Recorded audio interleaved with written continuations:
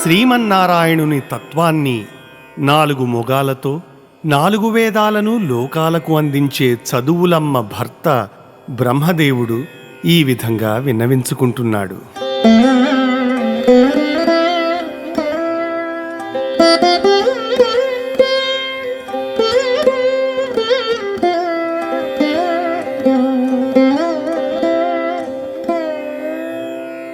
అదిగాక నిజ రూపమనరాదు కలవంటిదై బహువిధ దుఃఖమై విహీన సంజ్ఞానమయ్యున్న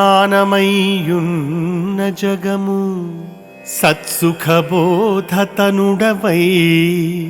తుదిలేక తనరుదీవు మాయచే పుట్టుచు మనుచు లేకుండుచు ఉన్న చందంబున నుండుచుందువు ఒకడవు ఆత్ముడవితరోపాధి శూన్యుండవు ఆద్యుండవు అమృతుండవు అక్షరుండవు అద్వయుండవును స్వయం జ్యోతివి ఆపూర్ణుడవు పురాణ పురుషుడవు నితాంత సౌఖ్యనిధివి నిత్య సత్యమూర్తివి నిరంజనుడవీవు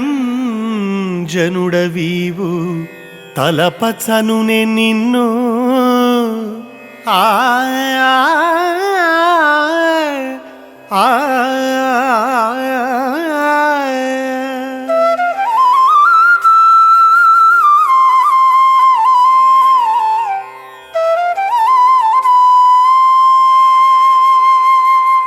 బ్రహ్మదేవుడు బాల బ్రహ్మస్వామితో ఇంకా ఇలా అంటున్నాడు.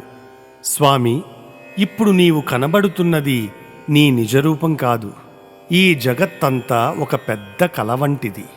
అందులో అన్నీ దుఃఖాలే. ఇసుమంతైనా సంజ్ఞానం నిలిచి ఉండదు. ఇక నీ సంగతి అంటేనో నీవు సత్ చిత్ ఆనందములే అయినవాడవు. నీకు మొదలు తుది లేదు. నీదైన మాయతో నీ అంత నీవు నిన్ను సృష్టించుకుని జగత్తును ఉద్ధరించడానికి అప్పుడప్పుడు అవతరిస్తూ ఉంటావు. అందువలననే నిన్ను ఆత్మ అంటారు. అంటే అన్ని దేశాలలో అన్ని కాలాలలో ఏకరూపంగా వ్యాపించి ఉండేది అని ఆ మాటకు అర్థం. జగత్తు ఏర్పడడానికి, ఉండడానికి, మళ్ళీ లయమైపోవడానికి కొన్ని ఆధారాలు కావాలి. కానీ నీకు అటువంటి ఉపాధుల అవసరం లేదు. నీవు సర్వమునకు మొట్టమొదటివాడవు. నీ స్థితికి జారుపాటుగాని భంగపాటుగాని ఎప్పుడూ ఎక్కడా ఉండదు. అందువలననే నిన్ను అక్షరుడు అంటారు, అమృతుడు అని కూడా అంటారు. నీవు ఏకాత్ముడవు.